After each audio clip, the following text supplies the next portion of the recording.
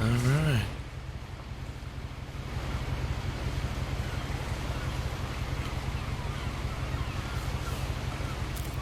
Well, the game forced me to A look lot of down. this isn't going to make sense to you, and I'm sorry about that. I'm just going to start at the beginning, with the house.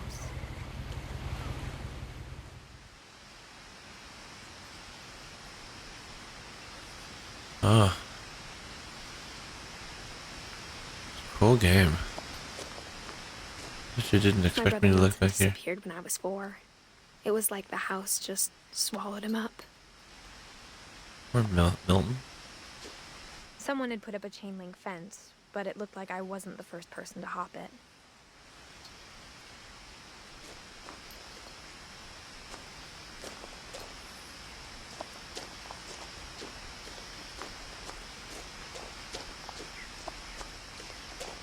How interesting. This is a cool looking game. I lived here like it. until I was 11, but I wasn't allowed inside half the rooms. A house like how does a house like that even work?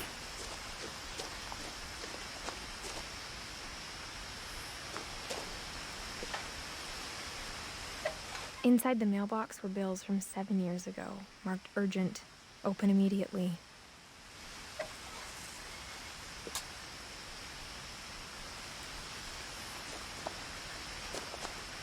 I hadn't been back since my brother Lewis's funeral.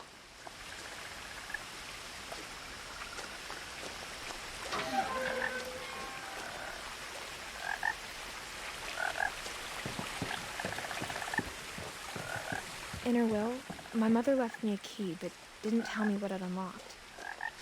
Maybe she thought I'd know. Or she thought that the mystery would be enough to bring me back.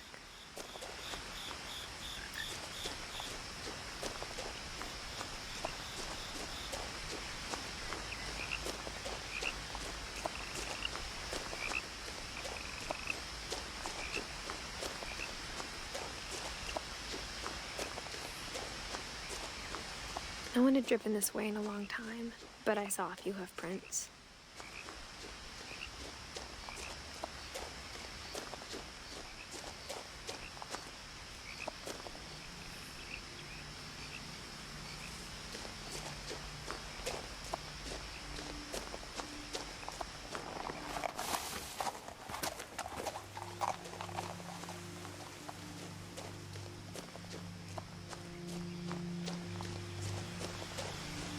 The truth is, even after I inherited the house, I never thought I'd come back to it. But now I had questions about my family that only the house knew the answers to.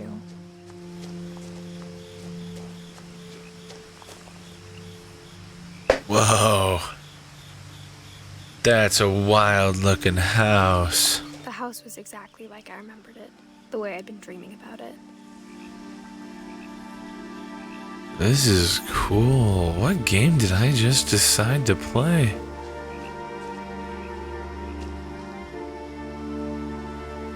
Milton, huh? Milton went missing. I wonder what happened to Milton.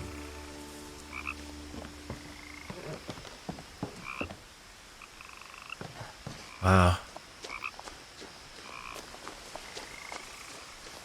As a child, the house made me uncomfortable in a way I couldn't put into words. Now, as a 17-year-old, I knew exactly what those words were. I was afraid of the house.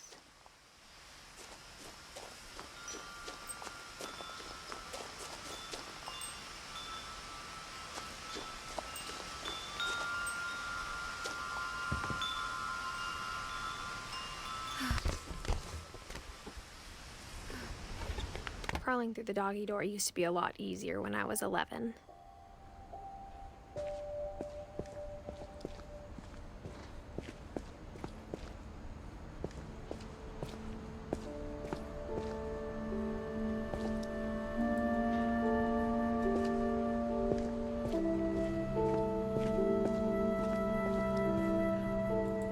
The power had been turned off the night we left.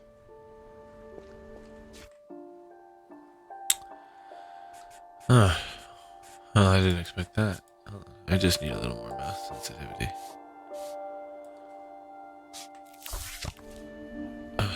So much better. For the first time in years,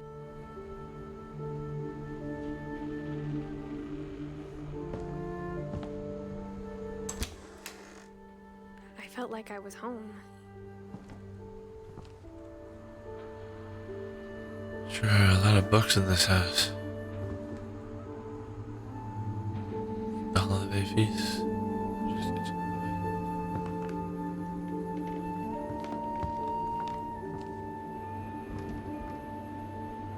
Repeats of the same book. But instead of a family, there were just memories of one.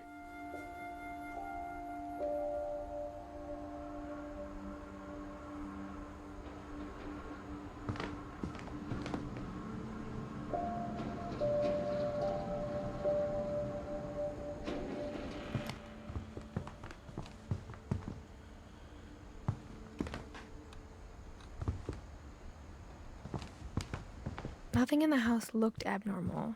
There was just too much of it, like a smile with too many teeth. Mom always told me to stay out of the basement, so I wasn't too surprised when the key didn't fit.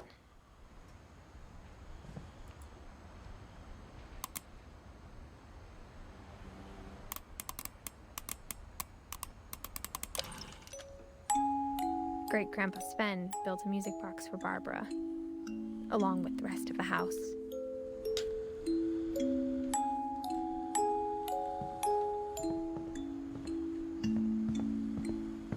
Even the fireplace had a story. Edie told me the bricks came from the original house after it sank.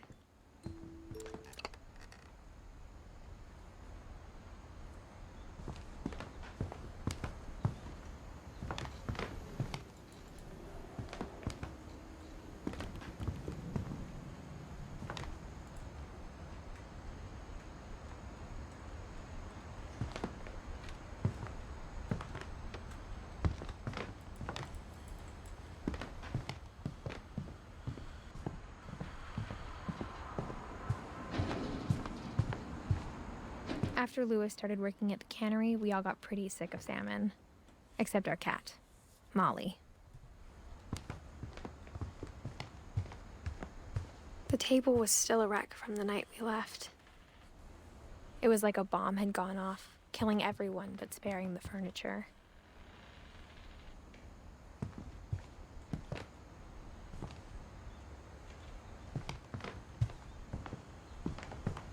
My mom was the only one of us who could imagine Great-Grandma Edie living in a nursing home.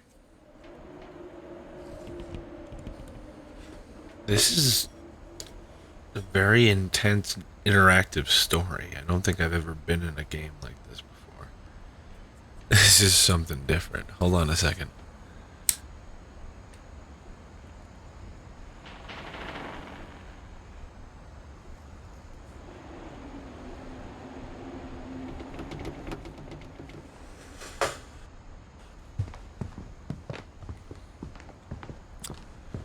Need to give myself some storytelling juice.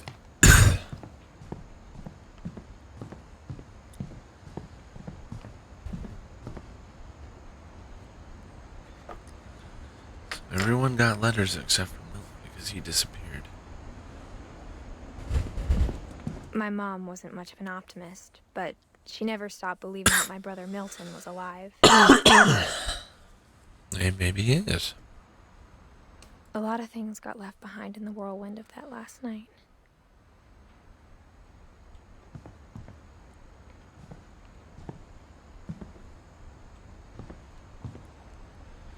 That looks like a very special door. Hard sealed all the way around. Double braced.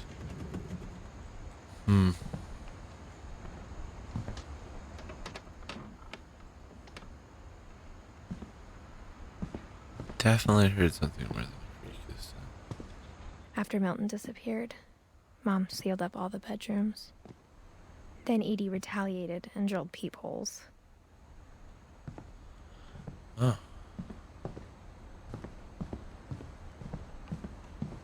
Whenever people ask me about my family, the first thing they always want to know about is Barbara.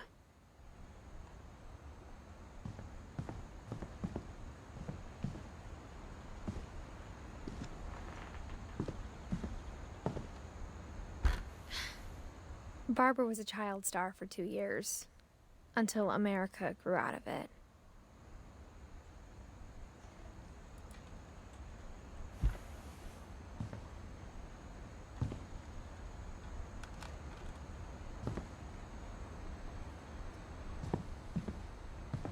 Edie's father, Odin, built the original house.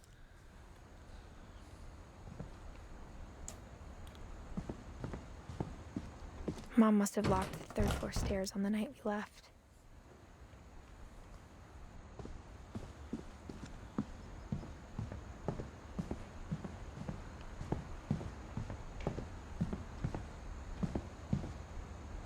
I spent a lot of time playing in Great Uncle Walter's room. I think my mom sometimes regretted not sealing it up. Lewis told me there were secret passages, but I never believed him.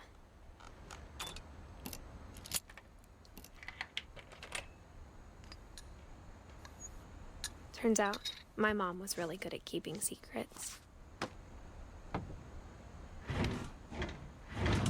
Now it was time to find out what my mom had been afraid of.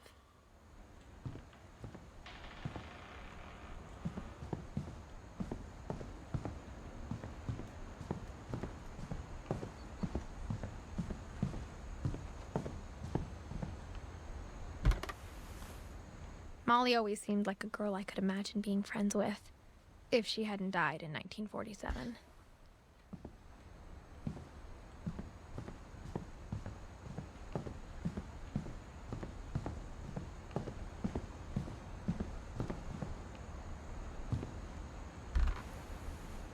The last time I was in Edith Sr.'s room, I was 10 and she was painting my portrait.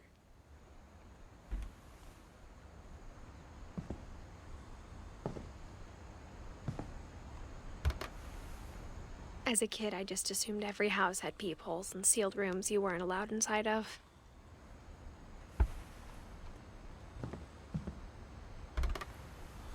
This is so 7 years interesting. His dead brother, Calvin.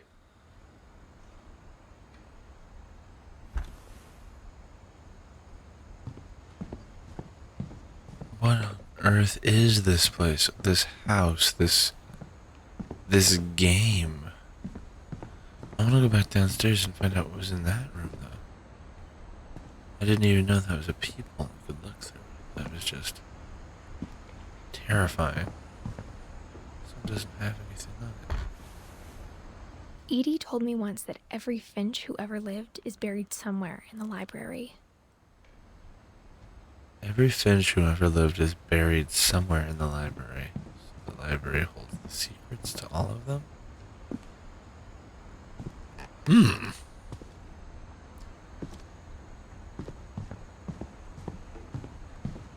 Only room that is available.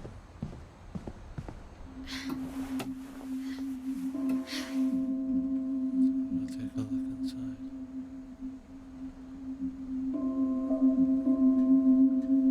From the paintings on the wall, it was clear my brother Milton had been here before me.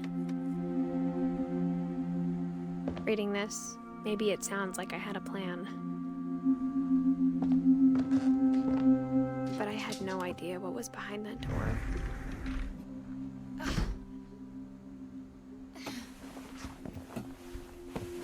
Just like I had no idea where all this was gonna lead.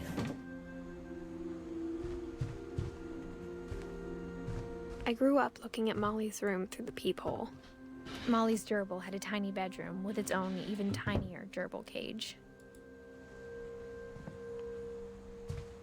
Being inside for the first time, I felt like I'd stepped behind a painting.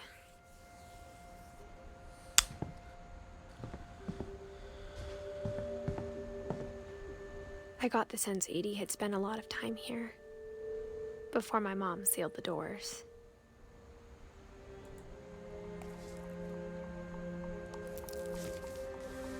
December 13th, 1947. Dear Diary, I'll be gone soon, but I wanted to tell somebody about what's gonna happen. It started when Mom sent me to bed without dinner. I woke up and I was starving, so I looked around for something to eat.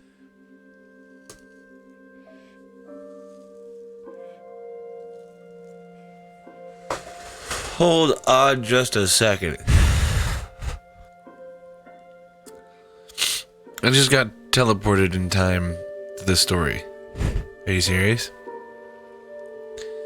Talk about creative narrative. Holy shit.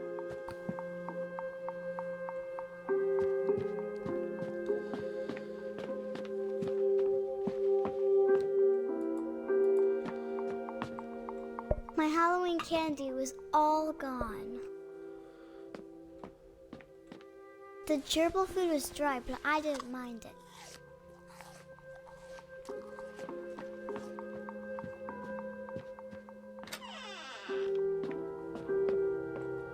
I kept eating and eating.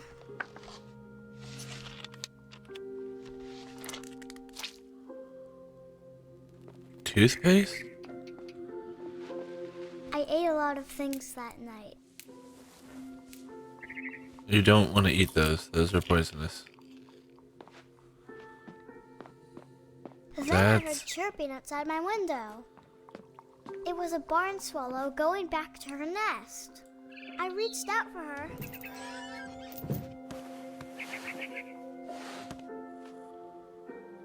And suddenly, I was a cat.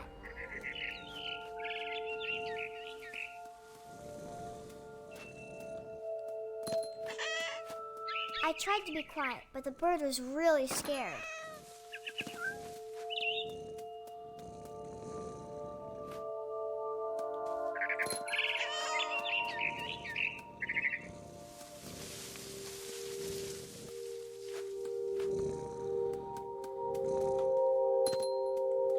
Mom and Dad didn't even look at me.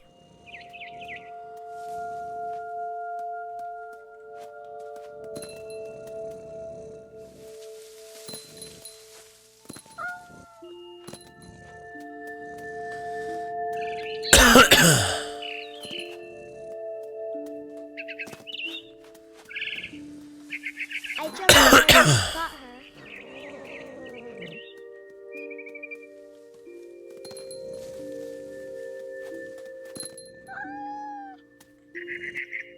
I could tell she was getting really tired. Now I was in a big tree. I promised Dad I wouldn't climb it anymore. All I cared about was eating that mama bird. I gobbled her up. And suddenly, I was an owl. First, all I heard was the wind. Then I heard little teeth nibbling in the grass.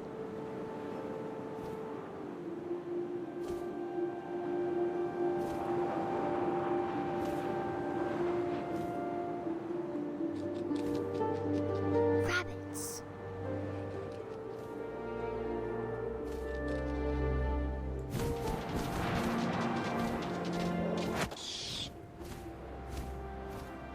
I imagined his face looking up and seeing mine through my talons. I swallowed him up, and I didn't chew one bit. Then I flew off to find something bigger.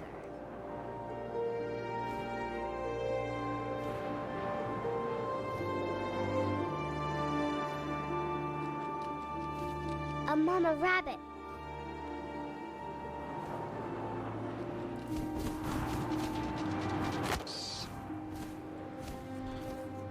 She was almost too big to carry.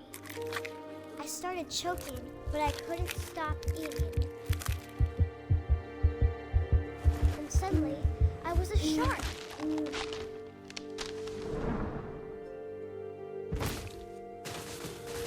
In a forest. Ah! Shark boy. Shark boy, you have to go. No. Shark boy, you're stuck. Come on, shark boy. What the fuck? Shark in a forest, running down a fucking side. I went off the cliff and into the ocean. Now, I was hungrier than ever. Oh man, that was funny.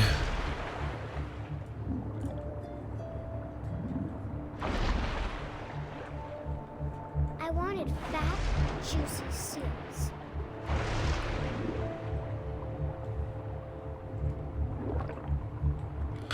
Oh, talk about motion sickness. The controls for this are weird.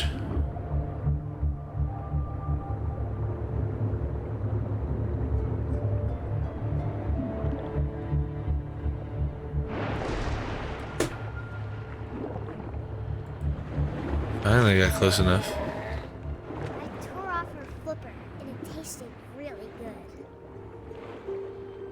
Where'd she go?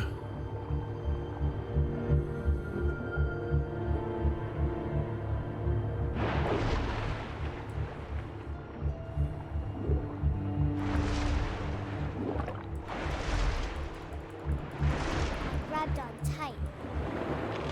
But I was so hungry, I jumped out of the water.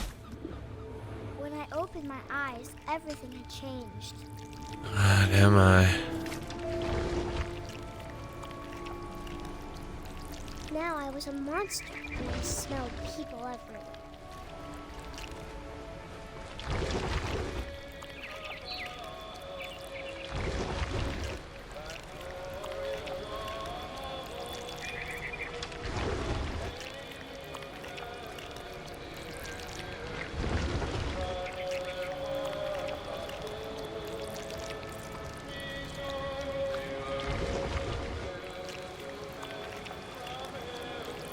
I was big, but I moved real quiet.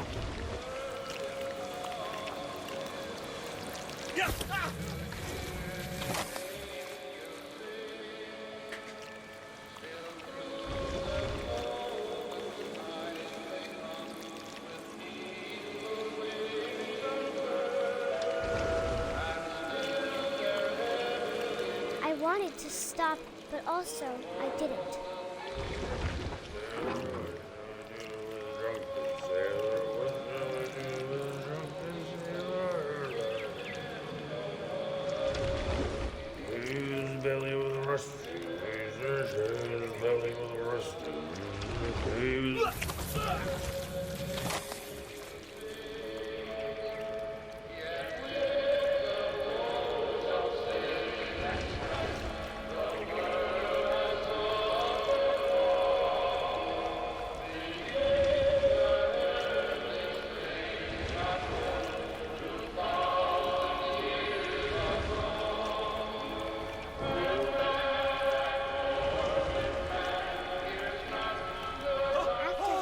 Passenger, I was still hungry. And across the water, I smelled something new. Something I had to have, so I swam towards it.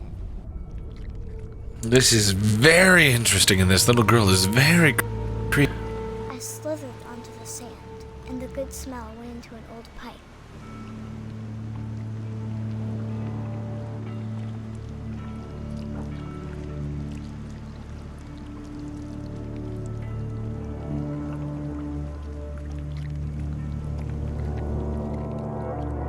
No pipe just leads directly to the toilet. I got closer and closer.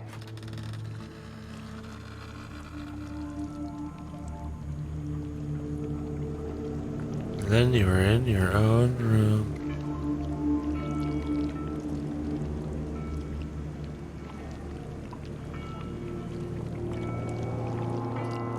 Oh, you're gonna eat your gerbil, aren't you?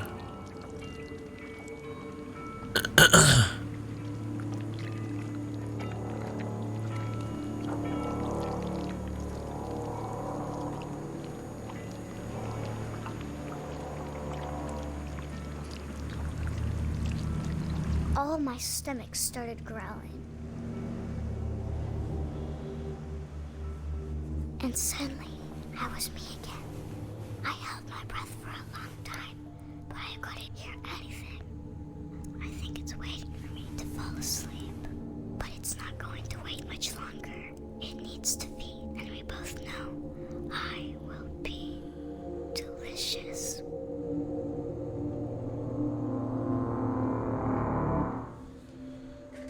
Okay. Did she die?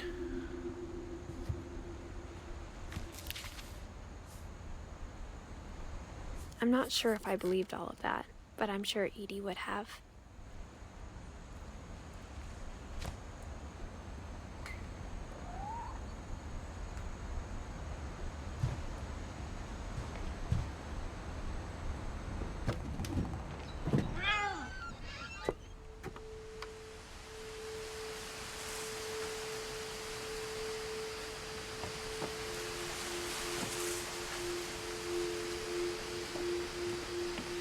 This will be obvious later, but my mom never told me any of these stories. Edie would have, but Mom didn't like bringing up the past. Though, when we adopted a stray kitten, she was the one who named it Molly. I spent a lot of time in Great-Grandma Edie's room. Edie knit me a new pair of gloves every year, just in time to replace the old ones. Louis died a week before we left, but Edie had already started to memorialize him.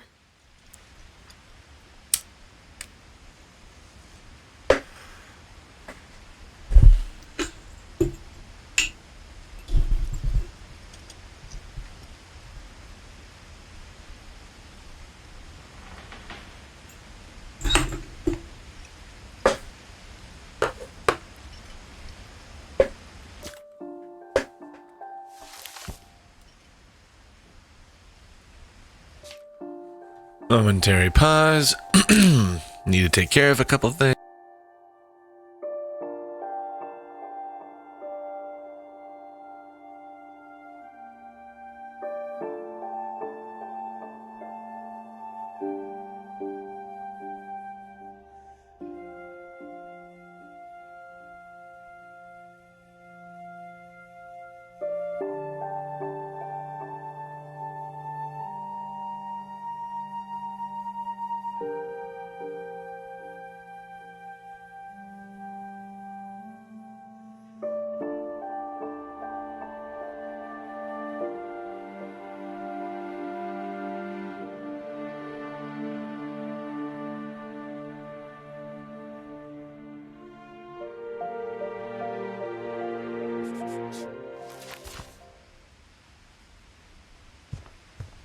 When Edie told people Sven was killed by a dragon, she could also have said he was building a dragon-shaped slide that collapsed.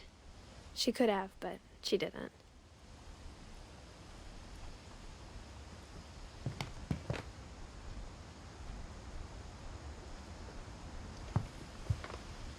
Even in her 90s, sometimes Edie seemed a lot younger than my mother.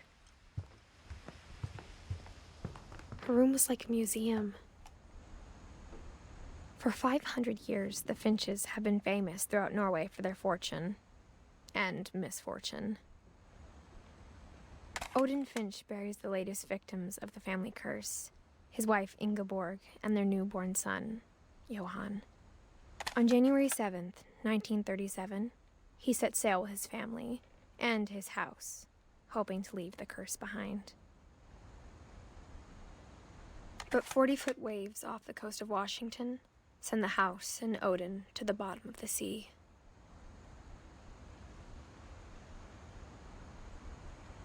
Odin's daughter Edie, with husband Sven and baby Molly, step ashore on their new home, Orcas Island. Odin Finch is the first to be buried in the new family cemetery. His daughter Edie is already dreaming of a new Finch house.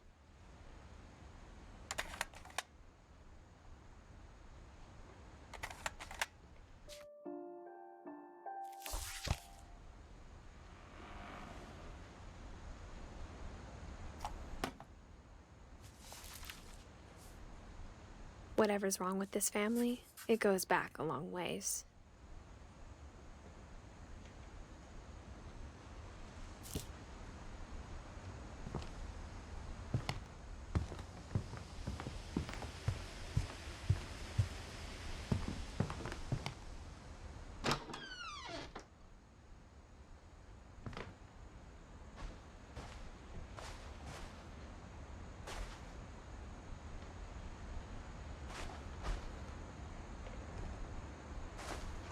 The only trace Grandpa Sam's first wife, Kay, left on the house was the pink bathroom.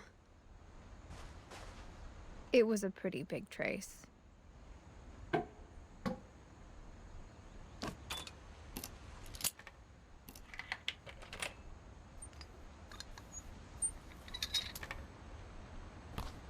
There's a secret in this bathroom. It's in the last place you would look. It isn't in the cupboard. It's hidden in this book.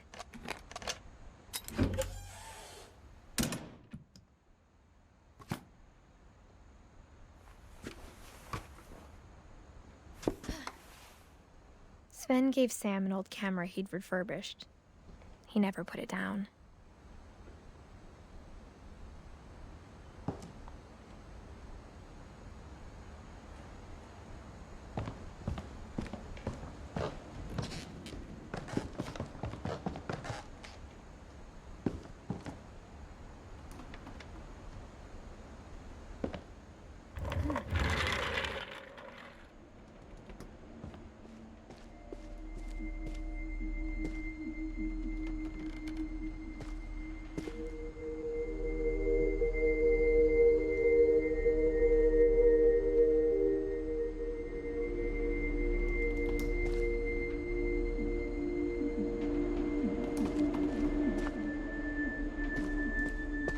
I knew Grandpa Sam had a twin.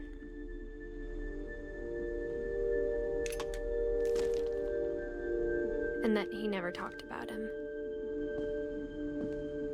I guess my grandpa didn't like history any more than my mom did.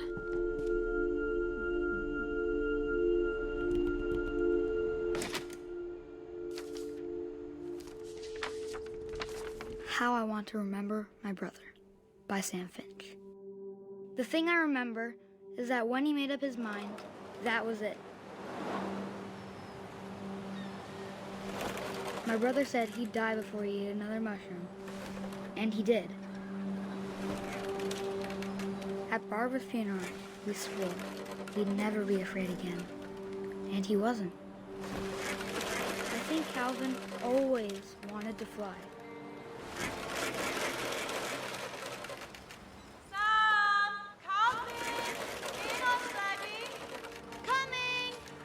But that day, he finally made up his mind to do it. I told him going around was impossible. Maybe if I hadn't said that.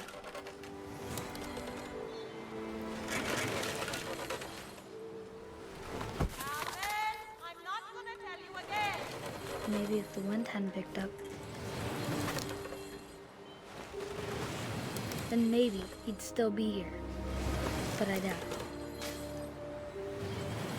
I think he'd already made up his mind. That's what I want to remember about my brother.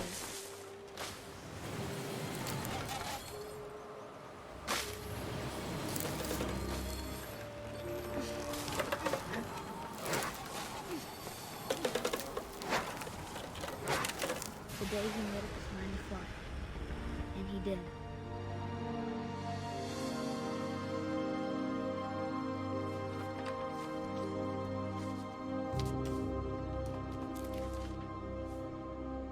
Calvin's story felt strangely familiar. When I was younger, I remember trying to do the exact same thing.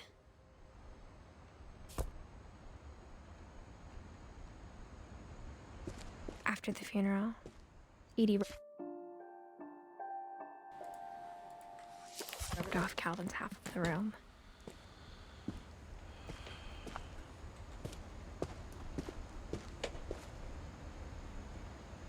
Mom said Grandpa Sam enlisted at 18 and never set foot in the room again.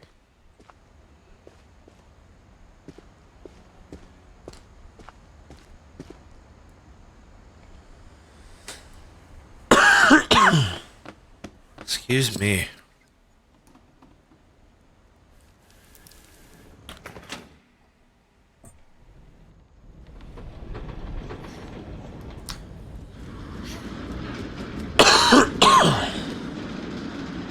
The most bizarre game I have ever played, but the coolest.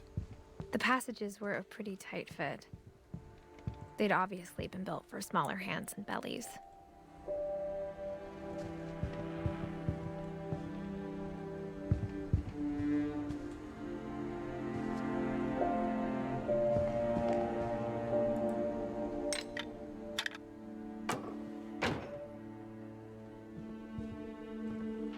Checkpoint.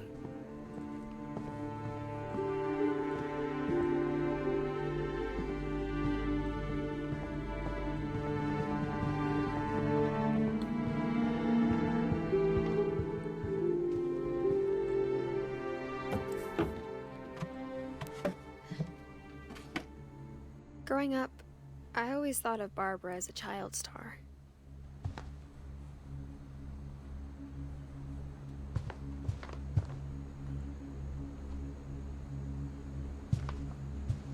I never thought about how hard it must have been for her afterwards.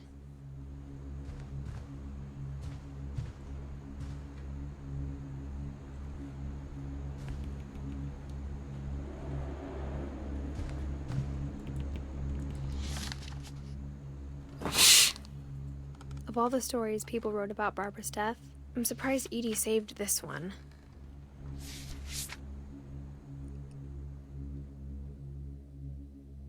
Old Jack here with another ghastly tale inspired by America's most unfortunate family. I'm calling it The Surprise Ending of Barbara Finch. As a child star, Barbara was famous for her scream. Now at 16, she was all washed up. A has-been. But in a lucky break, she'd been asked to perform her signature scream at a local convention for monster movie fans. It was just the boost her career needed. Unfortunately, her scream hadn't aged well. Getting better. I think you just need the right motivation. Her biggest fan and current boyfriend, Rick, was about to demonstrate when... Now that was a great scream. It was Barbara's father, Sven. He'd slipped into a table saw and had to be rushed to the emergency room. So Barbara got stuck babysitting her youngest brother, Walter. Her convention comeback was cancelled. Okay, I'm hearing frustration, but I'm not hearing terror. What if I tried... A gang of hoodlums in Halloween masks have been terrorizing Orcas Island tonight. Police are urging residents to... That came from the basement. You're right! Also, I loved your delivery on that. Why is your basement door locked? Because my dad likes making puzzles and secret passages. There's a key hidden in the music box. The secret is to keep winding and winding until finally the key pops out. Thanks, babe. I'll be back in a sec. 20 minutes later, Rick hadn't returned. Barbara went to look for him, right on cue. She reached for the music box. And as she wound the key, she listened for Rick, but the house was silent.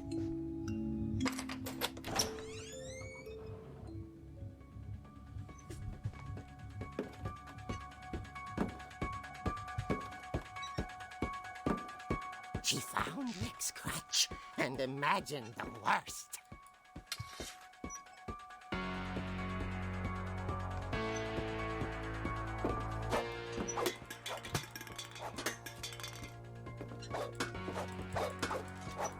Definitely not the point of this game in this part, but I'm doing it. Knock over all the things.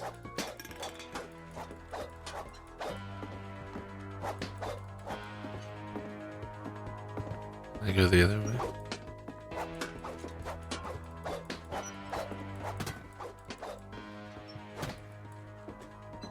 I feel like there's more secrets in this game if we keep looking.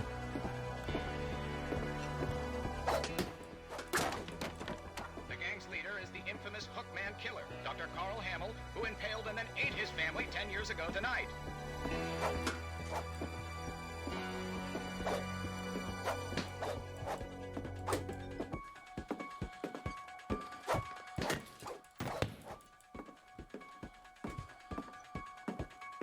The old fridge rattled and grew still.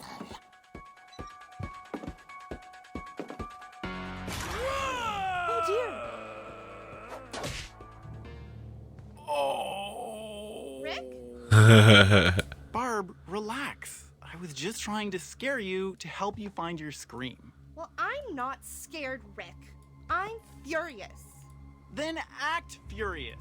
All I'm getting from you now is that you're hurt and confused and... She threw him out, but she kept a little something to remember him by. Barb, have you seen my other crutch? And she was still holding it when she fell asleep watching the late picture show. Hours later... Barbara! Walter, what's going on up there? Ah! Okay, I'm coming up, but if this is a trick, you're dead, Walter. I have a weapon.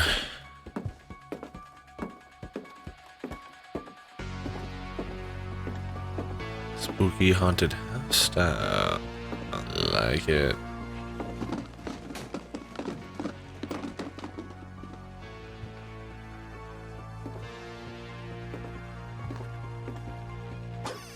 Walter, are you there? Walter had vanished, but his bedside radio was still on. Orcas Island police describe the man as 6 feet tall, with a steel hook for a hand. Residents are urged to lock all doors and windows and notify the police of any suspicious activity.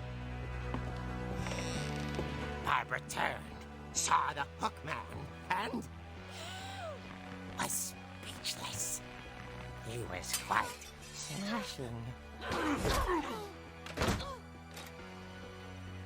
he was.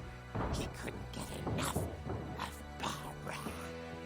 Okay, Barbara, there's gotta be another way out of here. That night, she played her part beautifully.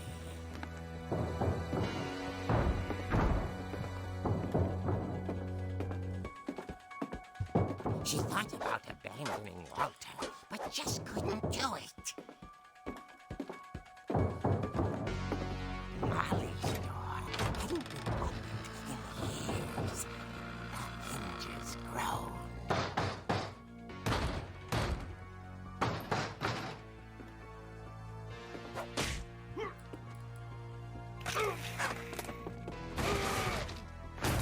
He wasn't moving, but she sensed the story might not be over yet.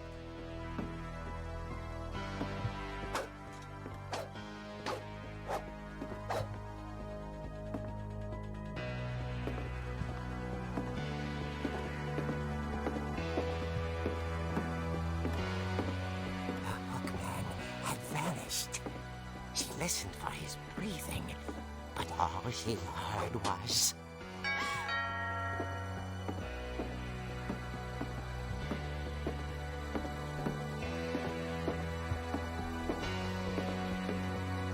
At the door, she heard whispering. It was coming from inside the house.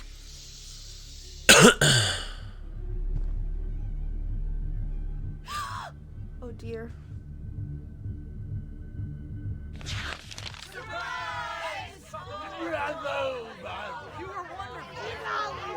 The monsters had come to surprise her. For Barbara, it was a dream come true. Then she saw what kind of monsters they were, and she realized what was about to happen. She was going to be famous. And with her final breath, Barbara Finch gave the performance of her life.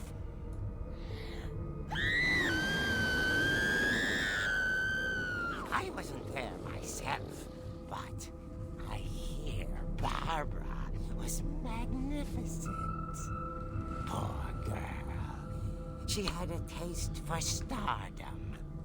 But unfortunately, so did her fans. Of course, the police blamed it all on poor Rick, who disappeared the same night. And little Walter, hiding under his bed the whole time. He took it all pretty hard, but that's her story. As for Barbara, tucked inside the music box is all they ever found of her. Her ear. Now that's what I call a real eerie tale. That's terrifying. So the monsters are a cover-up, but she got eaten alive by one of the fucking...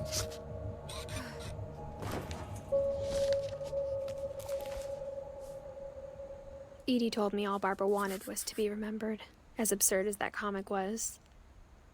Maybe what Edie saw was a happy ending.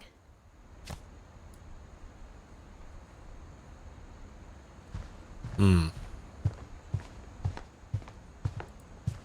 learned we can go back out this way. To the music now I know why Mom box. doesn't like me playing with the music box.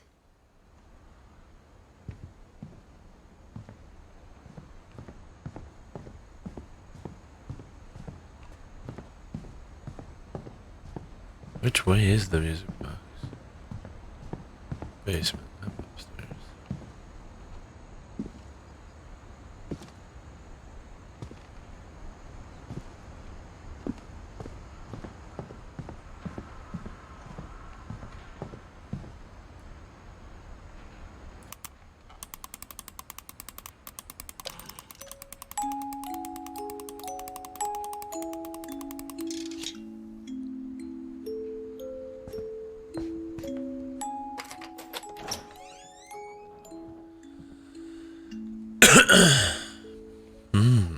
Down we go into the basement.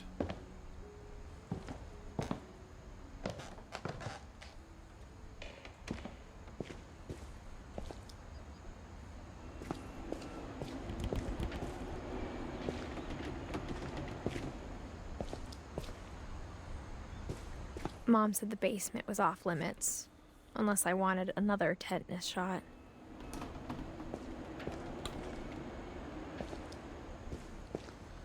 So he was creating a dragon-themed slide. I saw Edie sneak down to the basement once, carrying packages. I thought maybe she was hiding presents. It turned out she was hiding a lot more than that.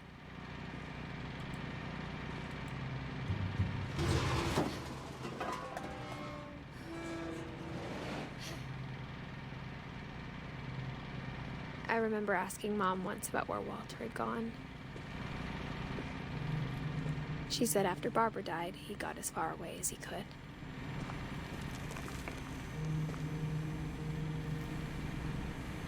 If there's a pattern in all these stories,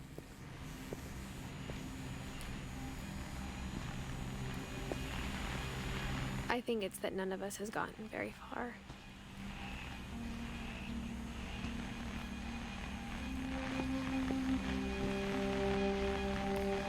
1952 to 2005. He survived for a while, it looks like. Goodbye, everyone. I can't believe I've been down here for 30 years. On that first day, after the shaking started, I didn't think I'd survive a week.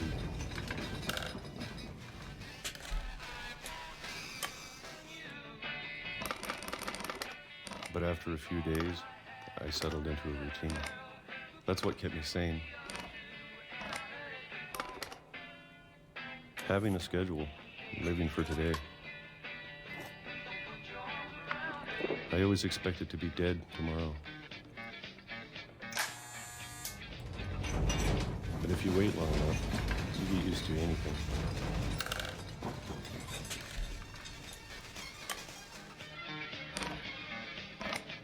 Even a monster on the other side of the door starts to feel normal. Almost friendly.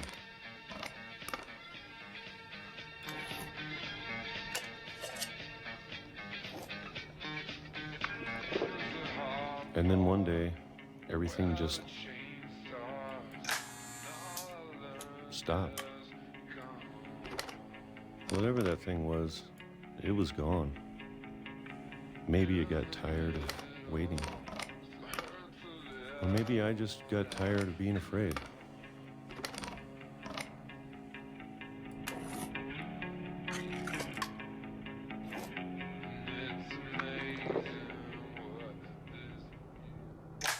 been a week now, the longest in 30 years.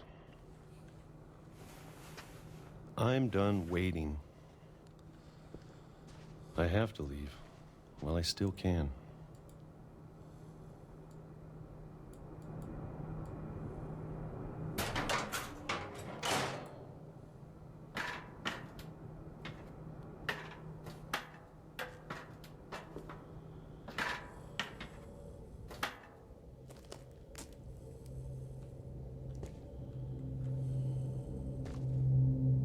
I know it's out there, somewhere. Whatever killed Barbara and Molly and Calvin. Maybe this is all a mistake. But I need to stop living the same day, even if it kills me.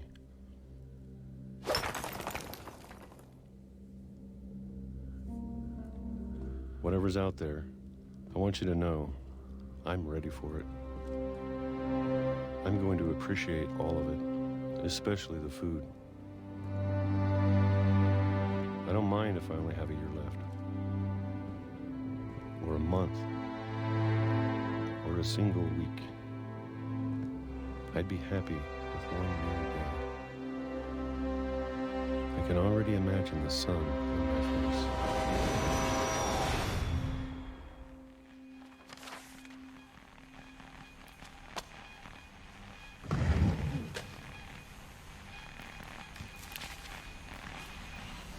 Walter died when I was 6. I can't believe my mom never told me he was down here.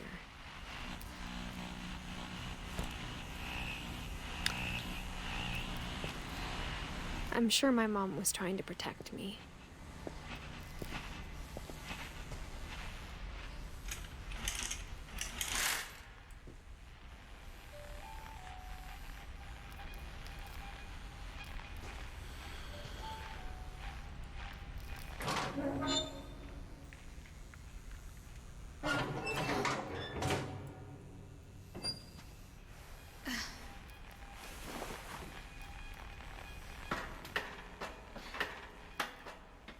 Maybe she was afraid I'd end up like Walter.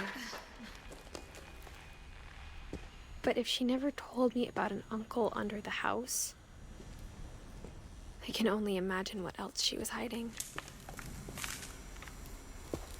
I don't want to make the same mistakes she made.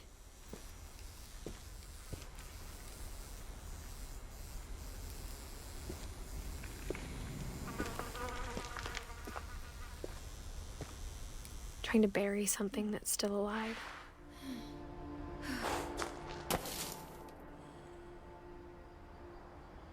Now that there's only one of us left, or maybe 2, I thought it was time I heard the stories for myself and found out what happened to everyone else.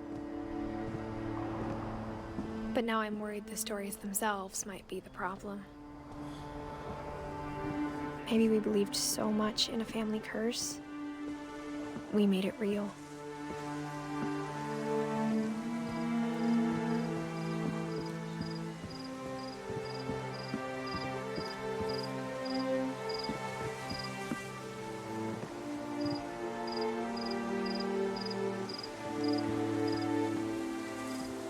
I don't know if I should even be writing this.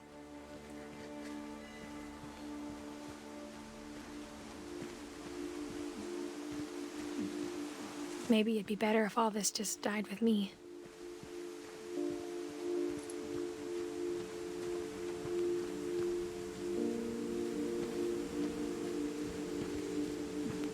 But I thought you should know about your family. And the history you're a part of.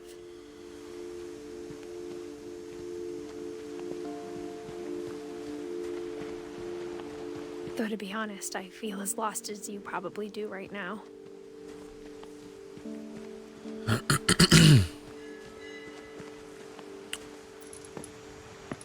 I think the people in these stories believed them, for what that's worth.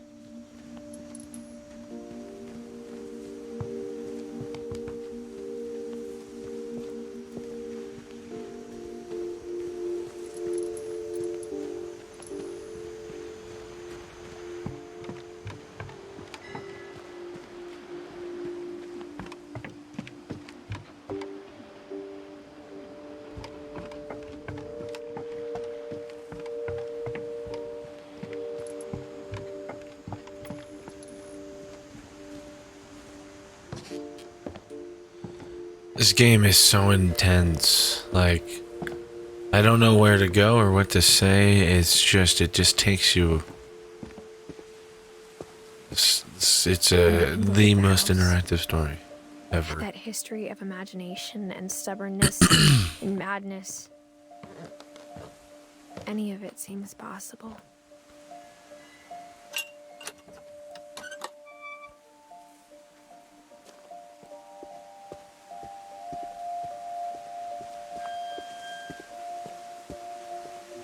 I think we've been surrounded by death for so long, we've just gotten used to it. What kind of family finishes building a cemetery before starting the house?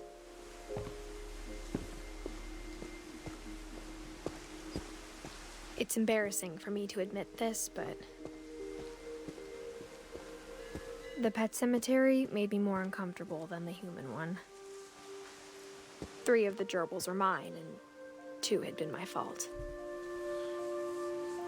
Derpy, Derpy, Junior, Burpy, Chirpy, Furpy, Lurpy, and Zerpy. Zoe, Coco, Charlie, Tucker, Daisy, and Lucy. Zerpy, Lurpy, Furpy, Chirpy, Burpy, Derpy, and Derpy Jr. How long did these guys live for? And that's a long life for a gerbil. It's a good long life. What you talking about? Bailey. How do I pick this one up? It's falling over.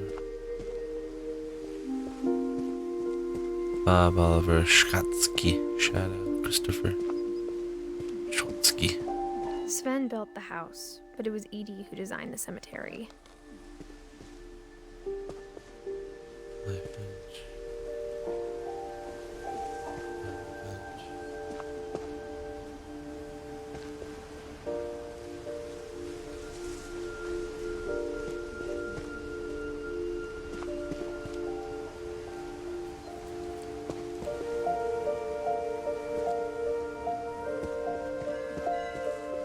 I'm sure Odin's monument had been Edie's idea. My mom was always trying to move on, but for Edie, the past never went away.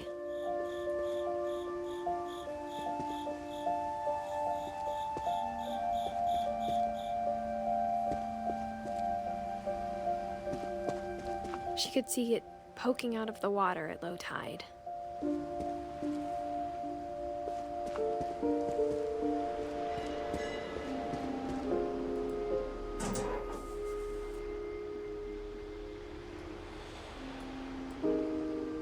Edie said she dreamed about the old house every night.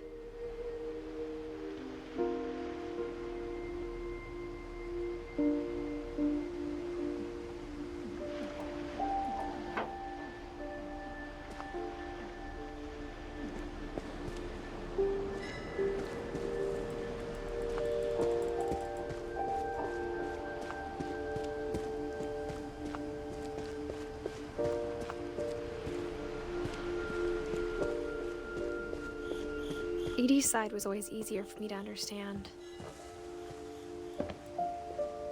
But the older I get, the more I can see where my mom was coming from. Her dad had been pretty strict, but it wasn't enough to save her brothers. She was just trying to do better.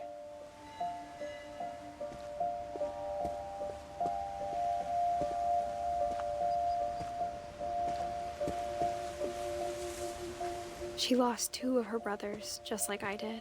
I get why she tried so hard to protect us.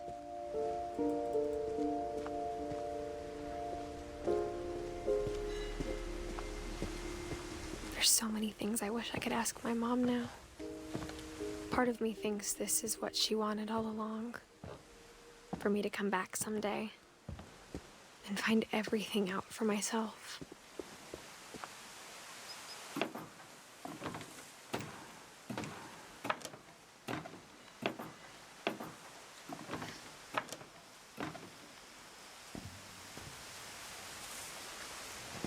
But looking back on it now, if she told me there was going to be so much climbing, I never would have come when I was 22 weeks pregnant. You're pregnant this whole time?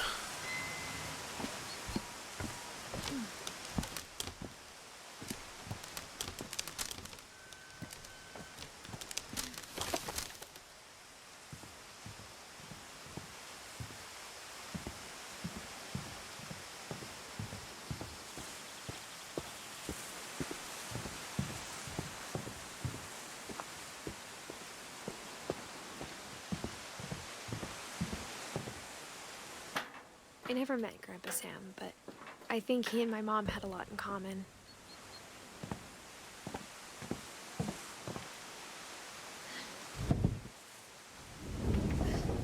They were both pretty intense.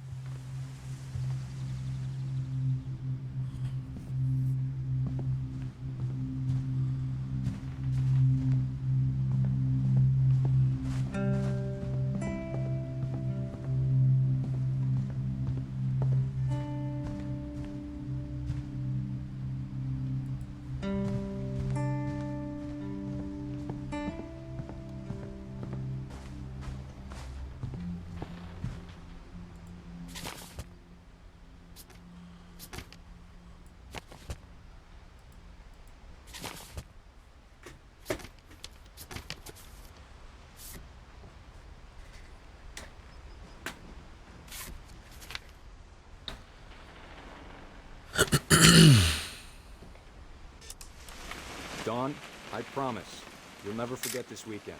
Yes, sir. These memories are gonna last a lifetime. What? Am I gonna have to shoot anything? Perfect. It's gonna rain the whole weekend, isn't it? I will never forget this weekend, Dad. That's the spirit. Okay, got it. I'm gonna take some pictures, okay? Just be careful. That camera's older than you are.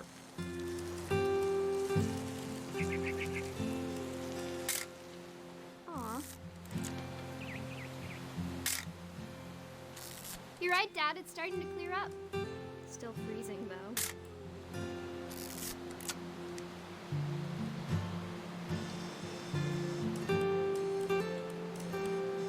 Definitely should not have drunk all that coffee.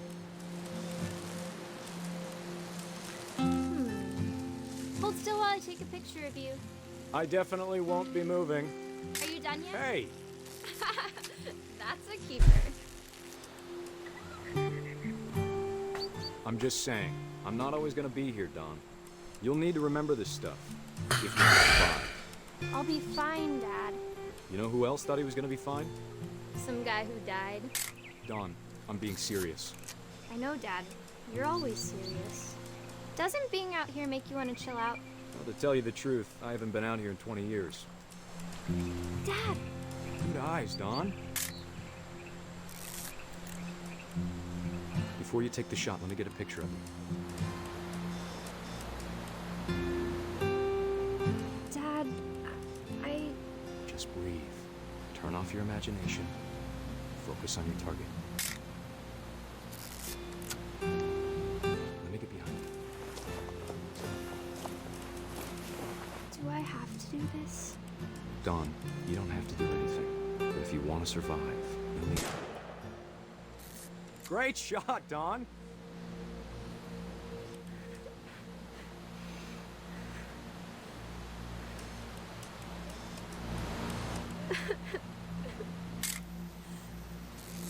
I'm proud of you, Dawn. Always remember that, okay?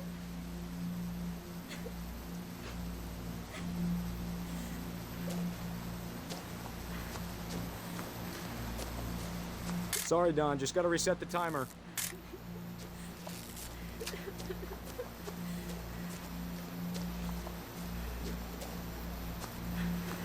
Dad, it's twitching. I think That's it's totally normal, Dawn. Just focus on the camera. Try not to think about... Dad!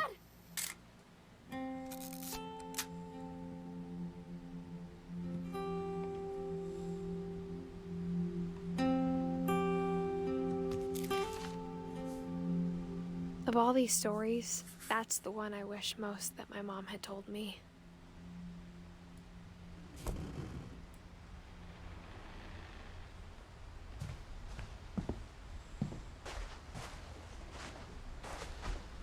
Instead of hiding from death, Sam seemed to go out of his way to meet it.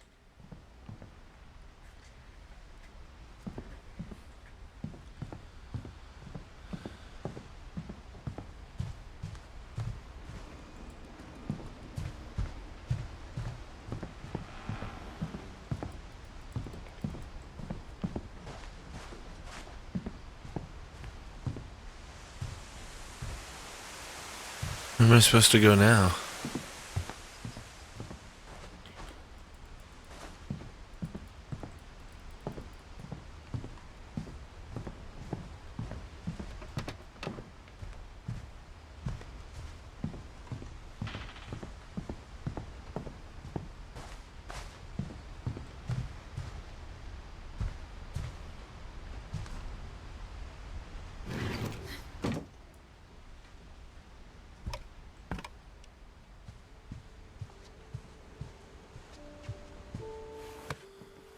After Sam died, my mom and Edie got really close. They'd both lost a lot.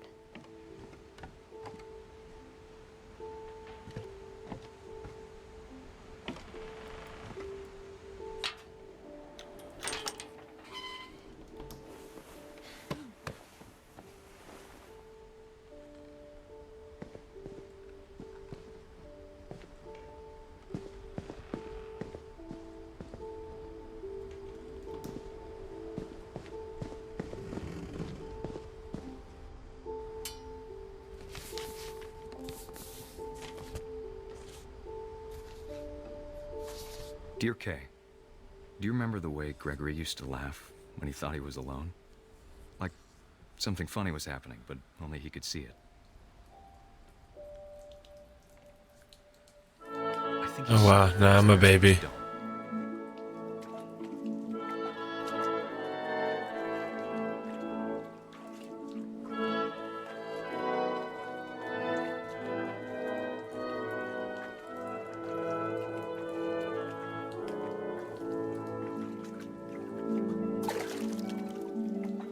I'm not sure what just happened there, but alright.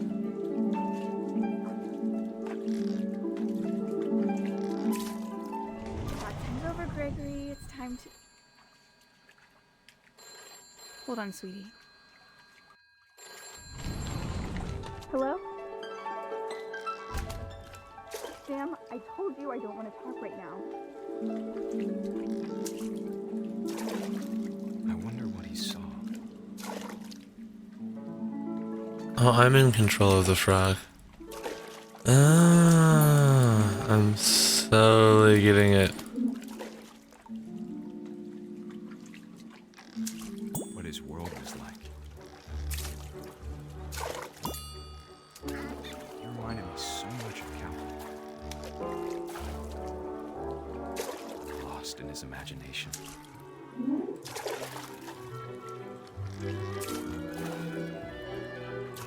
Oh, this is too cool. Whatever it was he saw.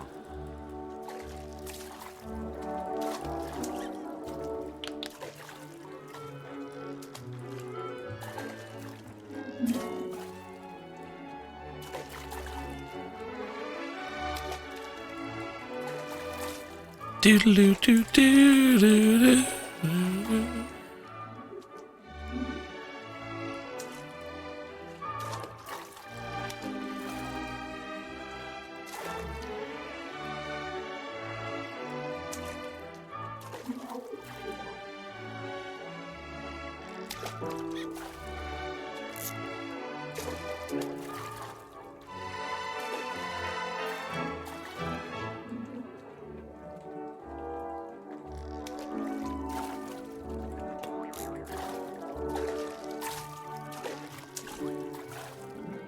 I wonder what it is I have to land on. It sure made him happy.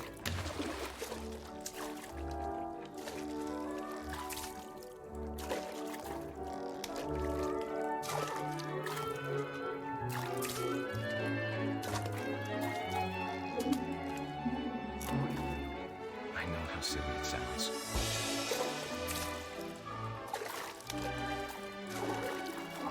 That I worried about a baby being too happy. But I could feel him slipping away. Sorry about that, Gregory. I know you did everything you could. Maybe if I hadn't called that night. Damn it. Hold on, I don't want Gregory to hear this. I wish he could have told us about the world he saw.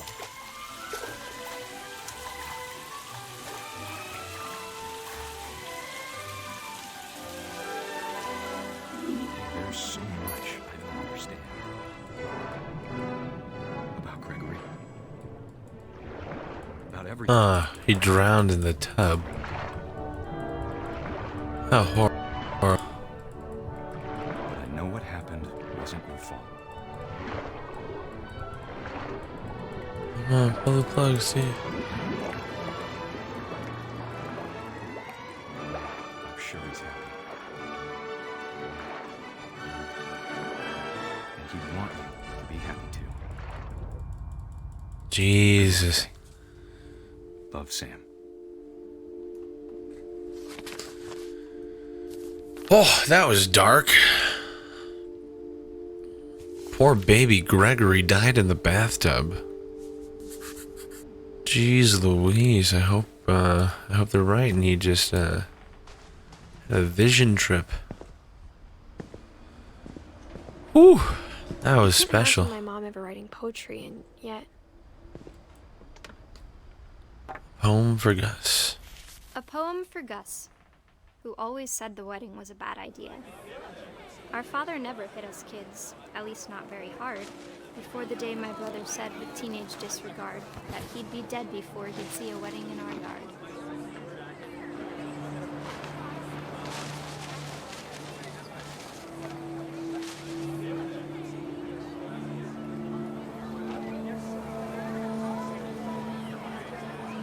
My father made him come, of course, but Gus stood far apart, just flew his kite and bottled up the storm inside his heart.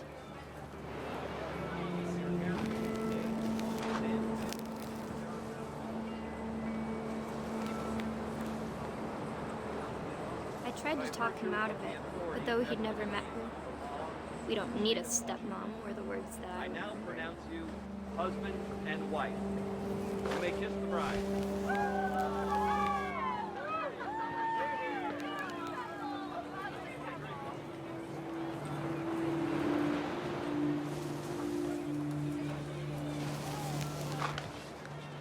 When the time for photos came, Dad ordered him to come here. But Gus declined, and as a sign held up his middle finger.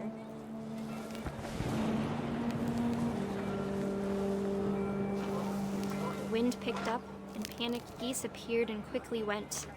But all the humans did that day was go inside the tent.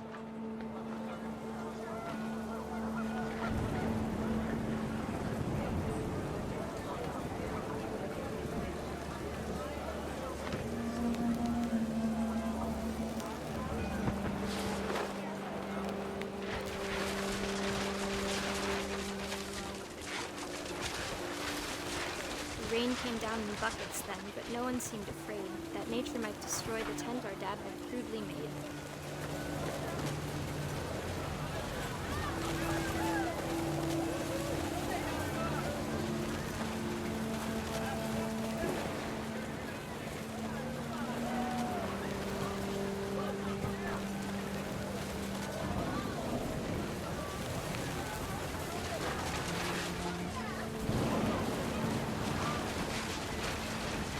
Thunder sounded much too close and full of angry power.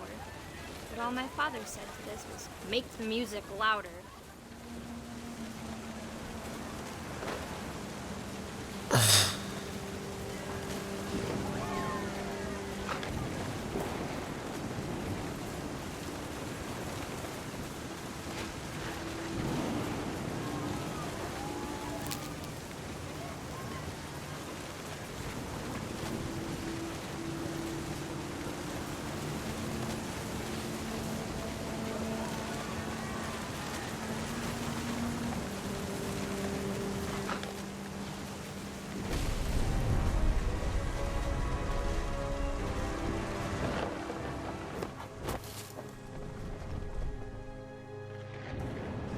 I wish that I could truly say I thought about you on that day. Out there on the beach alone, just you, the wind, the sea and foam. But I didn't, until we found you.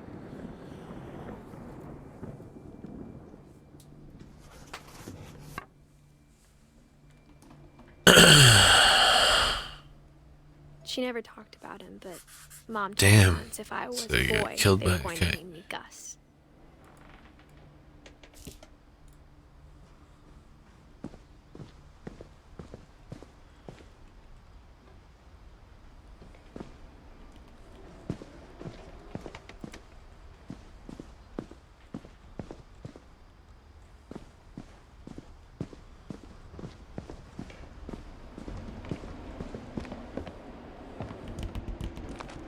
My mom moved up to the loft after her brothers died.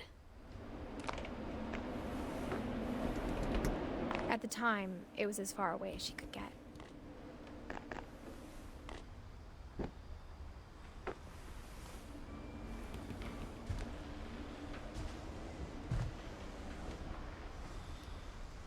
Religion was another thing my mom never talked about, but I think it helped her a lot after her dad died.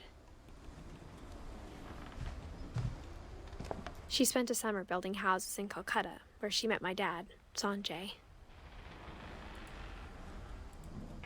My mom moved to India a week after graduation and got a job teaching English.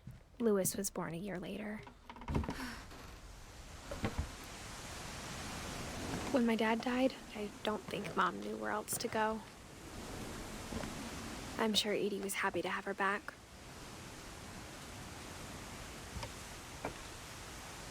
And to see kids in the house again.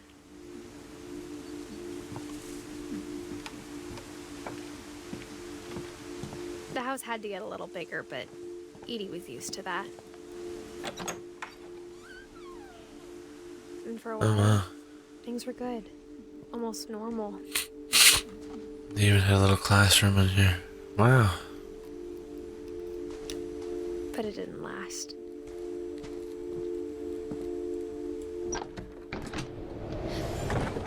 The beginning of the end was Milton's 10th birthday, when Edie gave him a castle.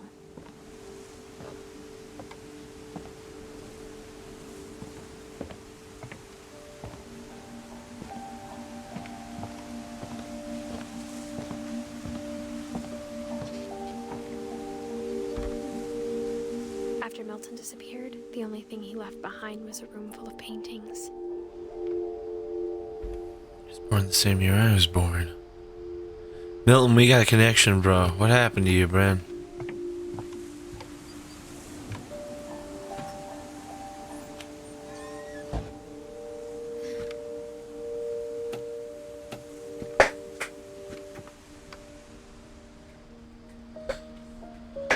I want to know what happened to this guy.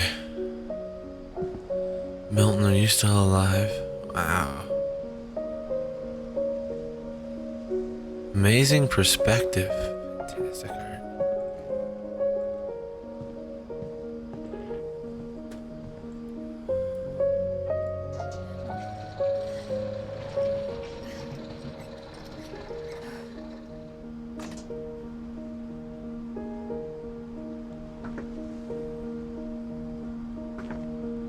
Born in the age of creativity. Milton Finch in The Magic Paintbrush.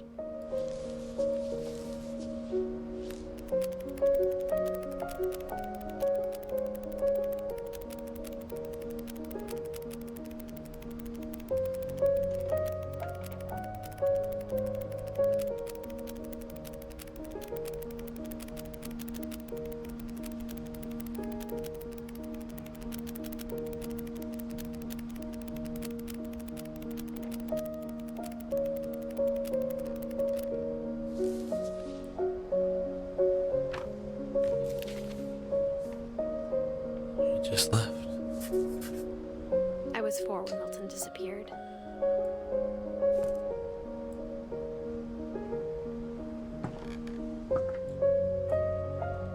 He just vanished. Mom spent months searching for my brother. Then she sealed the doors.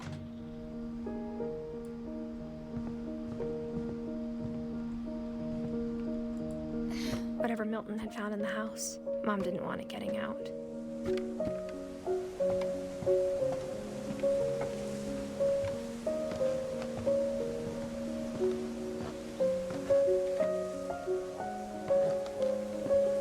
Mom definitely blamed Edie, but I think Lewis blamed himself. After he graduated, he just spent more and more time in his room, until Mom got him a job at the cannery.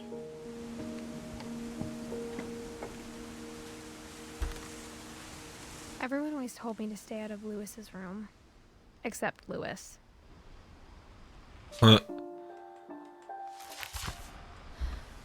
Legalize Mary Jane. He's into it.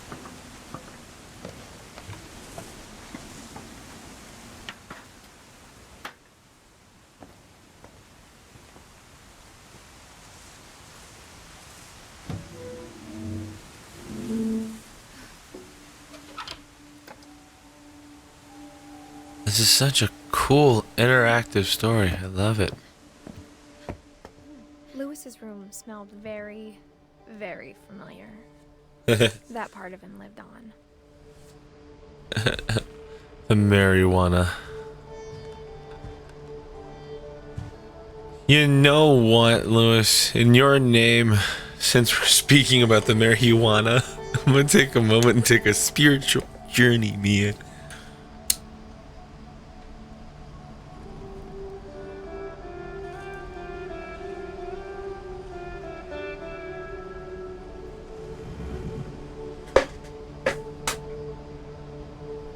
I'm vibing with the magic this room putting out.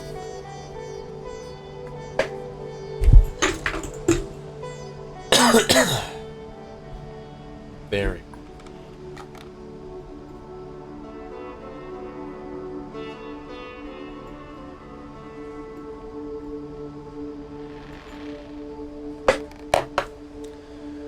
Alright, just for a moment, I'm going to pause my...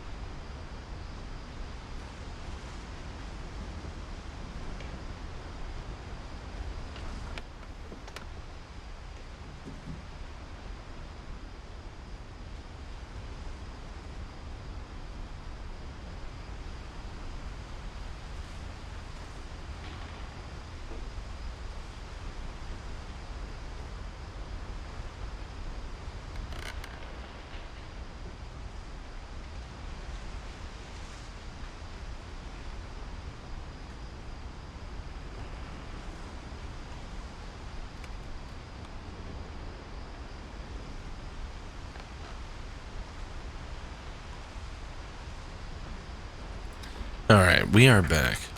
Apologize about the wait there. Sam 1AN. The PlayStation. The Wonderland Turbo. I love it.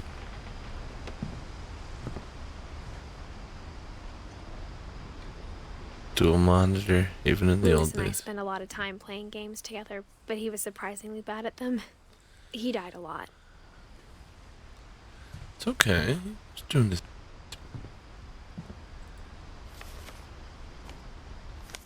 Dawn Finch.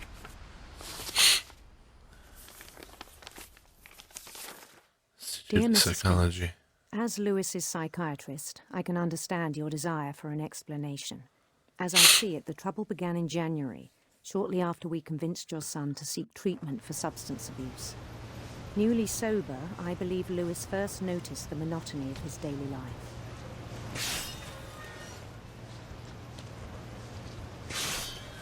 He kept working at the cannery, but he withdrew part of himself. In our sessions, I saw the same behavior. His mind began to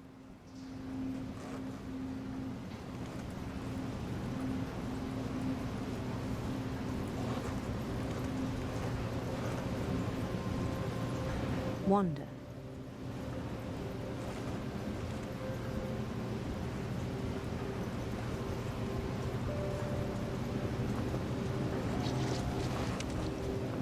I asked him to describe it. He said he started small, imagining a labyrinth.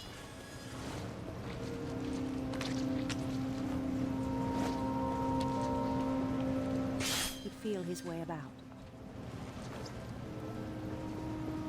Then something moved. Bats.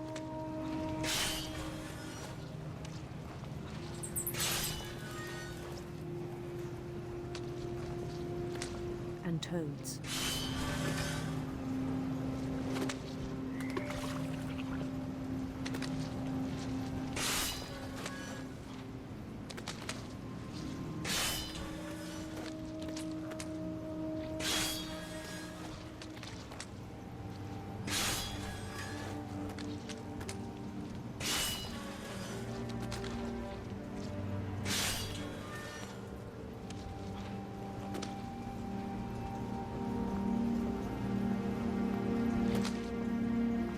Things that have not names.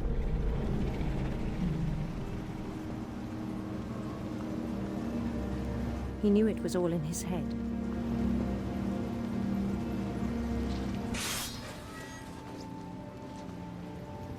But he took it very seriously.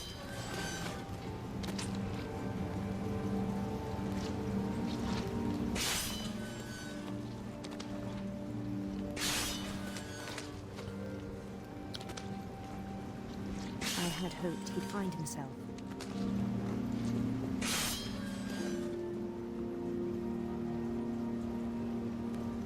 But he found something more. I worried about him then. Daydreaming at the cannery.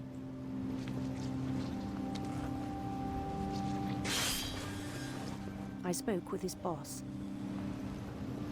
But he said Lewis had become a model employee. Methodical, tireless, focused.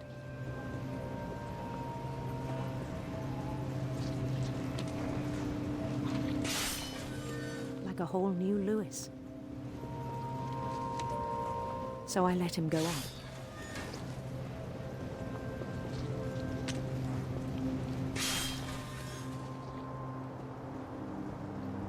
I even encouraged him. It seemed very promising at first. He told me he'd made a new friend.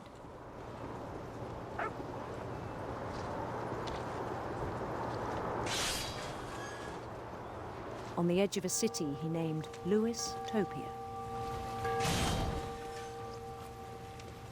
He built the city up slowly, brick by brick. Then he made musicians.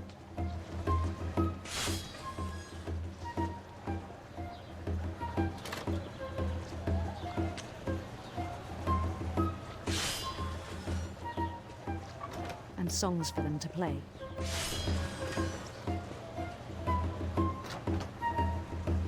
He talked about starting a band. And he was always humming something. His imagination grew stronger.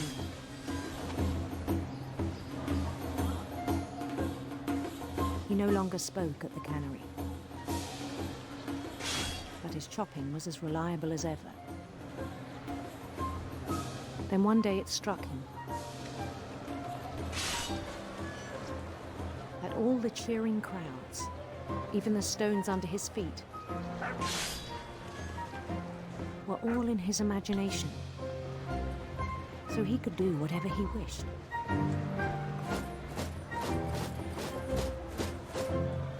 He held an election for mayor, and he won. They begged him to stay, but his mind was already wandering. It became a game for him.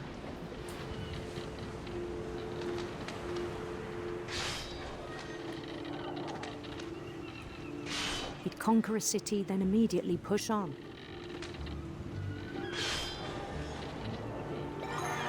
New Louisville.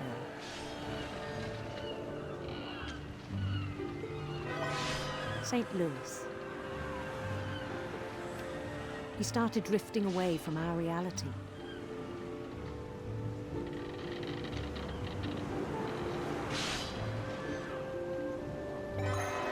Minneapolis. Until one day he forgot to go home from the cannery.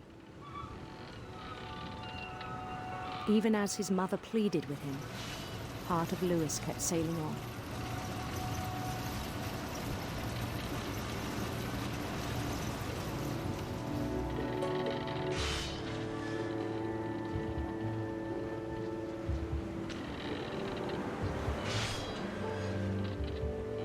In Louisburg, he heard rumors of a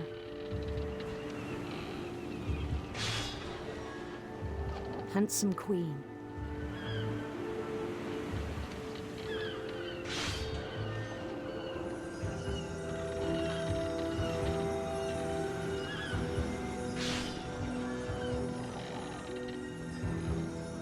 The queen was on her own quest for sinister serpents.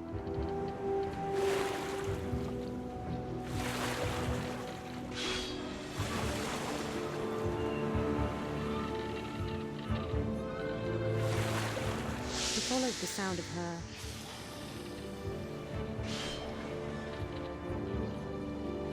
silver harp.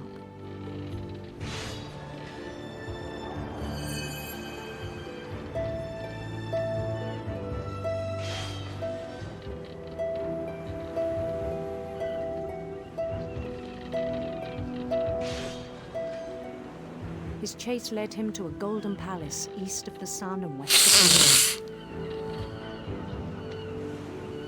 Even then, his logic remained sound. He knew the world was all in his imagination.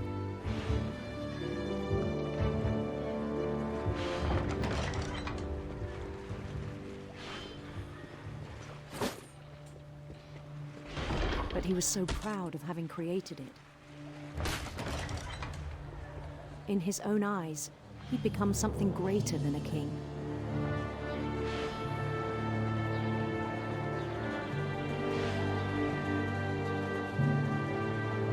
For someone who'd never known success in the real world, I think it was overwhelming. And then it struck him that the real Louis was not the one chopping salmon, but the one climbing the steps of a golden palace.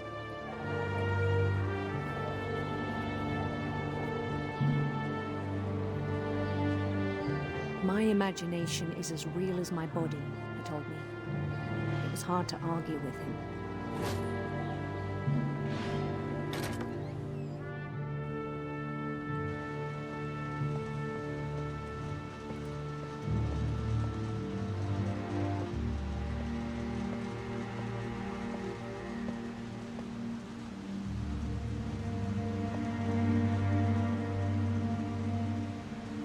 Began to forget the world we know.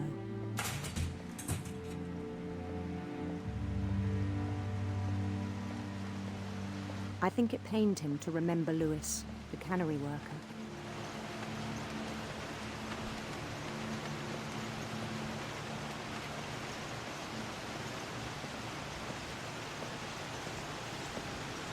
He began to despise the man with a royal contempt.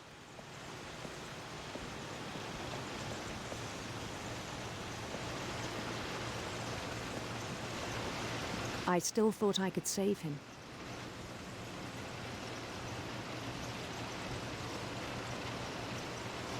Even after he said he was being crowned king over all the lands of wonder.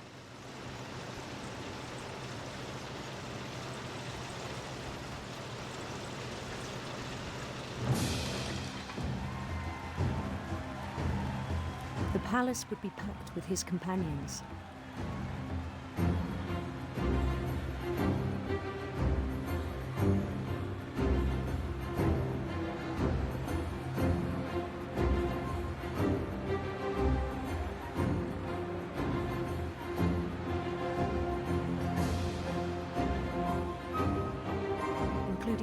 Miss Calico who'd insisted on inviting me.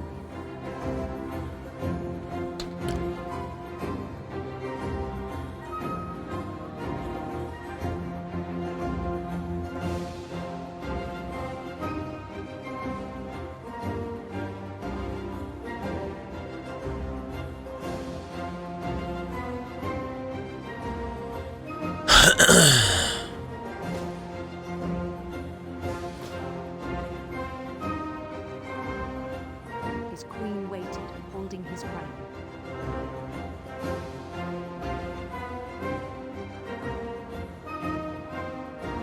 There was only one thing left to do.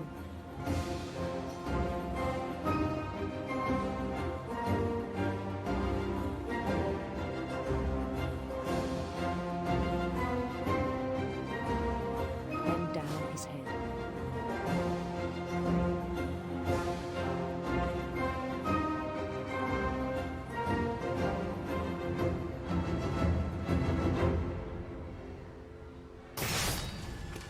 I think you know. Oh His man. future son was a kind man who will be missed by all of us who knew him. He had a head de-chopper thing on himself. Oh man.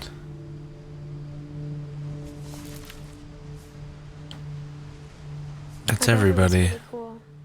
I wish you could have met him. Eddie. The only one left is Eddie now.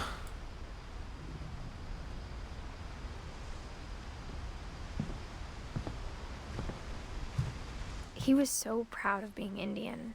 I think for him, it was a way to be something other than just a Finch. On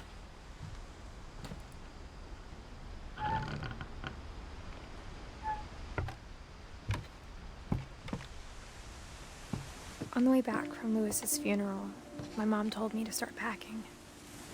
She waited until the day before we left to tell Edie.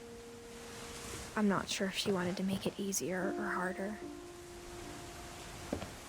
Is Edie my sister?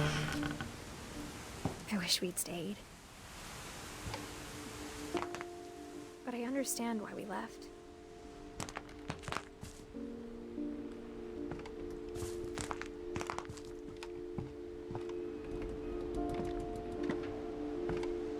Unstable giant house.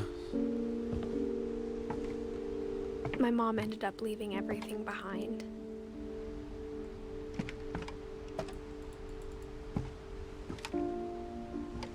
What happened that night had been coming for a long time. Maybe it should have come sooner.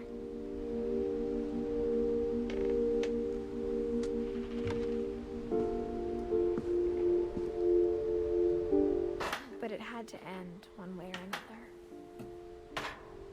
All that's left now is to tell you about that last night.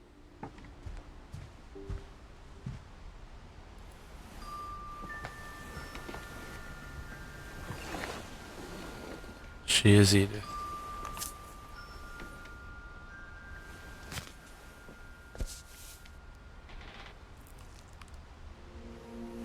That whole last day, Edie just watched us pack and didn't say a word.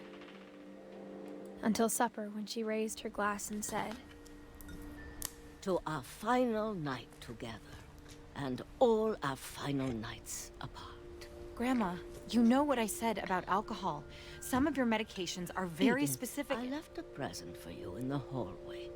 Why don't you go open it? The grown-ups have to argue now. I'm sorry, you're right. We're all leaving tomorrow. Let's just enjoy our last... I'm not leaving. Edith, you're excused.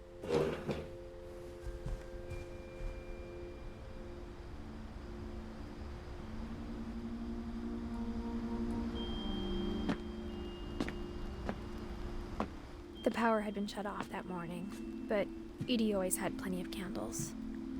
When my mom sealed the library, I don't think she knew about the other entrance, or that Edie had a key to it.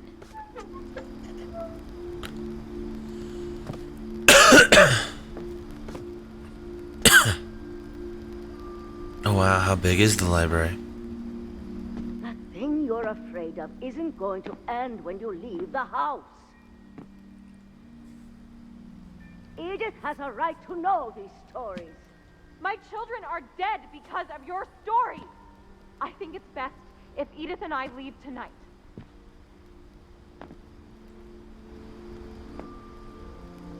We'll have the nursing home send a van for you in the morning, okay?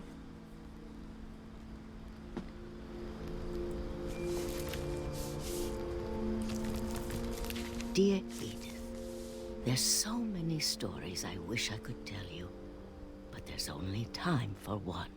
This is about what happened on the night you were born. That night, the tide went way, way out. She had to walk out to where her It was father's. the first and last time I ever saw the old house aground. There'd been an earthquake out in the middle of the ocean. Critical part.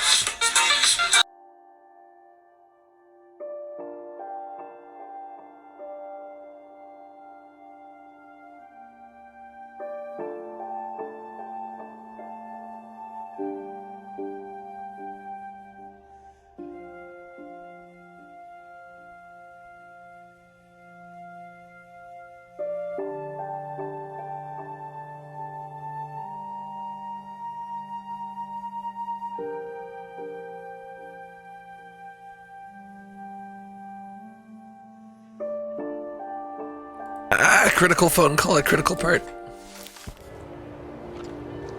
They called it the lowest tide in 1,000 years. God, it smelled awful. You know, I've seen that house every day of my life.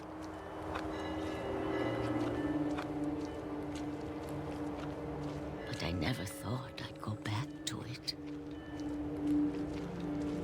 When the fog rolled in, I lost my way.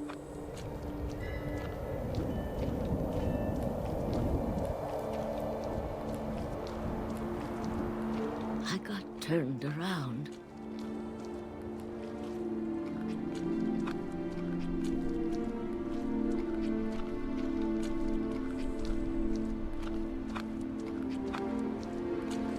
For a while, I wandered.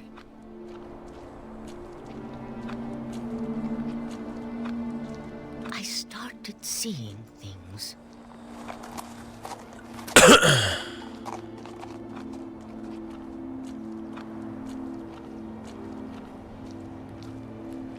Things I'd forgotten had ever existed.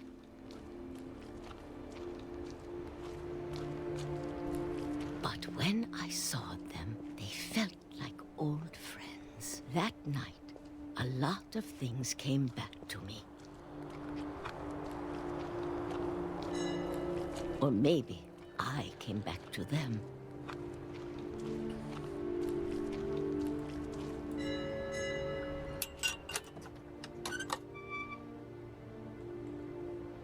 Things I can't explain, but that I need you to try and... Edith, what are you doing in here?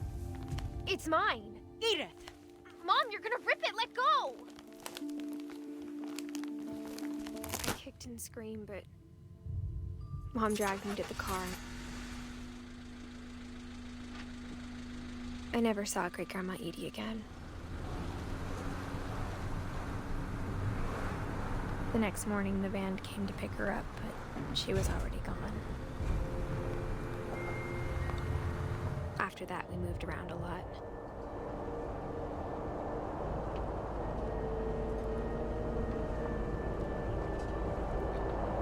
We both tried to make the best of it.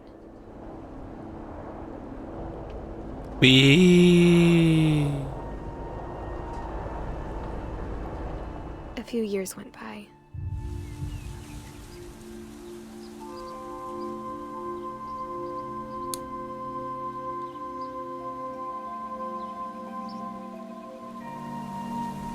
My mom didn't like to talk about it.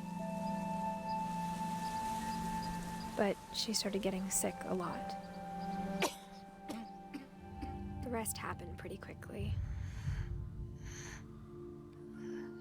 She got better for a while, and then she didn't.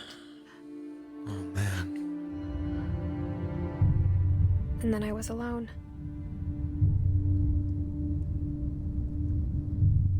The last Finch left alive. But 22 weeks pregnant. Until I found out about you. The baby inside of her. I'm still not sure what to tell you about all this. If we lived forever, maybe we'd have time to understand things. But as it is, I think the best we can do is try to open our eyes. And appreciate how strange and brief all of this is. Sorry, am I about to be birthed? This journal was supposed to be for you. But now I hope you'll never see it. I just want to meet you and tell you all these stories myself. You. But I guess if you're reading this now, things didn't work out that way. Oh no, did she die in childbirth?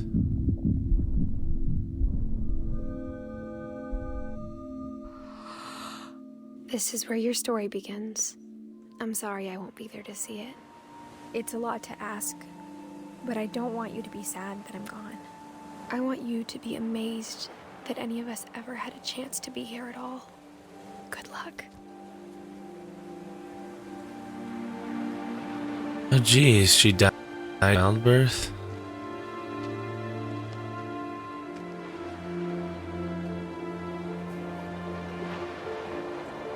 What is their curse? What are they cursed with? Holy heck. Wow. Wow, Giant Sparrow. Amazing. Wow. Dude, that was a story and a half. And probably one of the coolest interactive games I have played in a really, really long time. Holy crap. Hey man, if anybody is watching, and I appreciate if anyone is, thank you so much for being here with us for this astounding interactive experience, you know. I don't think I've ever played a game that was quite as fun, and it was literally press W, click here. I bet you there's more to this story though, hidden that I wasn't paying attention to, but God, this is such a cool story. I really, really do like this story. It's so cool. I especially like the guy who sadly went nuts and, you know, killed himself at the cannery, but like he was really into that, you know, dream world that he created. That was cool. That's so weird. Maybe smoking weed would have saved his life. If he hadn't stopped smoking, he wouldn't have developed a crazy fake place in his mind. Who knows, man? It's really cool that the programmers see Unlockables there. See Unlockables programmer. I knew it. These guys are all the kids' pictures of the people who are involved with this, which is pretty cool. It's always interesting to remember that people are all individuals. We've all lived our lives and done our own strange things. Maybe half those stories were stories, or maybe half those stories are truth. Who knows?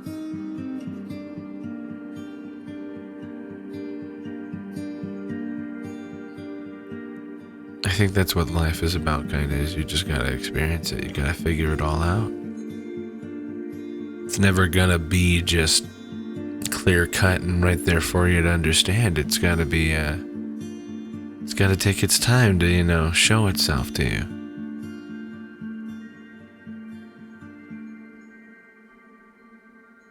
Man, that was just such a wild and amazing arc. I did so much from that, you know?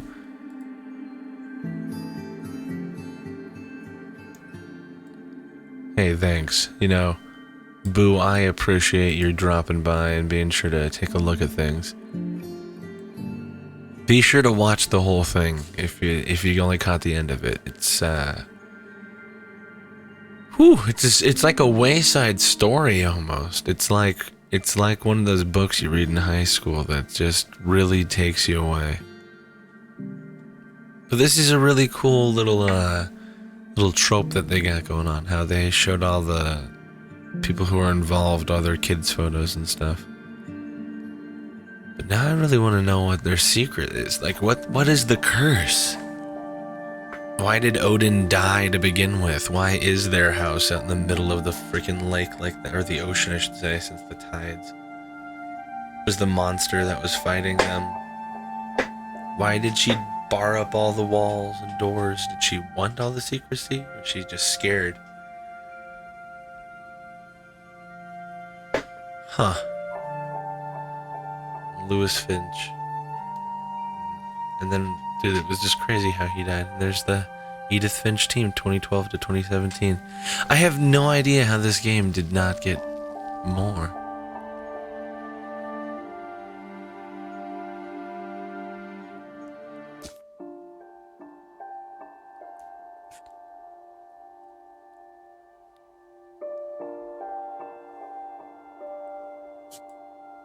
Wow. Well, guys, that was Edith. What Remains of Edith Finch. An amazing game that I think that everyone should probably check out.